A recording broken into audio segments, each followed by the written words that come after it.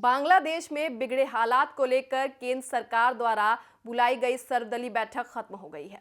बैठक में विदेश मंत्री एस जयशंकर ने सभी राजनीतिक दलों के नेताओं को बांग्लादेश के हालात की जानकारी दी और कहा कि पड़ोसी देश पर सरकार की पैनी नजर बनी हुई है। इस बैठक में बांग्लादेश में मौजूद भारतीय नागरिकों की सुरक्षा को लेकर भी जानकारी दी गई है। बैठक में सभी राजनीतिक दलों ने इस मामले पर सरकार के साथ खड़े होने का भरोसा दिया है। इस सर्वदलीय बैठक में सरकार की तरफ से विदेश मंत्री एस जयशंकर के अलावा केंद्रीय गृह मंत्री अमित शाह, रक्षा मंत्री राजनाथ सिंह, संसदीय कार्य मंत्री किरेन रिजिजू और जेपी नड्डा मौजूद रहे। इसी के साथ बैठक में राहुल गांधी समेत विपक्ष के तमाम नेताओं ने भी हिस्सा लिया था। वहीं अधिक जानकारी के लिए हमारे साथ इस वक्त अजय द्विवेदी जी, हमारे वरिष्ठ सहयोगी, जुड़ चुके हैं।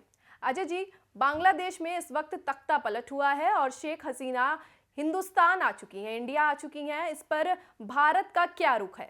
जी आरिशा, आपको बता दें इस समय पूरे बांग्लादेश में तख्ता पलट के बाद स्थिति काफी भयावह है और वहां की प्रधानमंत्री शेख हसीना वाजिद को भाग के वापस एक तरह से भारत में आना पड़ा। लेकिन अभी वो भारत में है, इसको लेके काफी चर्चाओं का विषय बना हुआ और खास करके इसी बात के मद्देनजर आज सर्वदलीय बैठक बुलाई गई थी और सर्वदलीय बैठक में खास करके भारत सरकार बांग्लादेश के हालातों पे नजर बनाए रखी हुई है और उसके मद्देनजर ये भी है कि खास करके शेख हसीना वाजिद जो कि कल गाजियाबाद के हिंडन के पास देखी गई थी और वो वहीं रुकी हुई है। खास करके दिल्ली में उनकी बेटी जो है कि WHO में पोस्टेड, वो उनसे मिलने आई थी। लेकिन अभी भारत का रुख ये साफ नहीं है कि शेख हसीना वाजिद को यहाँ शरण मिलेगी या यहाँ रखा जाएगा, इस पे अभी संदेह बाकी है। लेकिन ये सूत्रों के अनुसार जो समाचार न्यूज इंडिया के जो सूत्र हैं वो बताते हैं कि शेख हसीना वाजिद लंदन जाने की तैयारी में, लेकिन अभी लंदन से भी उनको वहां से रहने की अनुमति नहीं मिली और खास करके लंदन में उनकी बहन रहती है। इसको लेके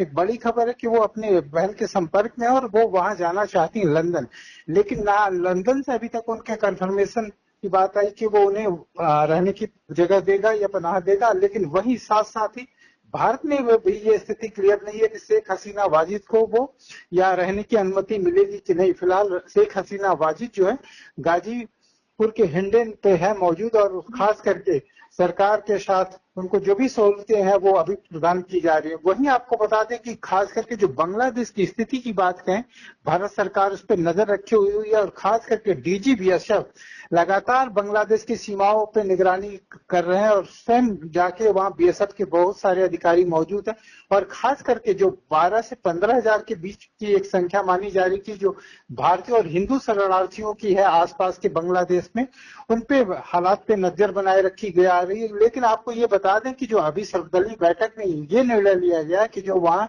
शरणार्थी हैं उनको वहीं रहने दिया जाएगा, लेकिन उनकी सुरक्षा की व्यवस्था की बात जरूर सोची जा रही है। और आपको बता दें कि भारत सरकार खास करके वहां पे अभी कोई एक्शन इसलिए भी बॉर्डर पे लेने की इच्छुक नहीं है क्योंकि भारतीयों की फंसे होने की भी उम्मीद है। वो खास करके जो सटी सीमा बांग्लादेश की वहां पे वो आ सकते हैं और पश्चिम बंगाल और बांग्लादेश की सटी सीमा होने की वजह से एक दूसरे के पास नाते रिश्तेदारी भी है, तो बहुत सारे लोग इस पार से उस पार शरण लेने के लिए मौजूद होंगे। लेकिन BSF लगातार सीमा पे नेटवर्क निगरानी बनाए रखे हुए। जी आरिशा। जी अजय जी, समाचार न्यूज इंडिया से जुड़े रहने के लिए आपका बहुत बहुत धन्यवाद।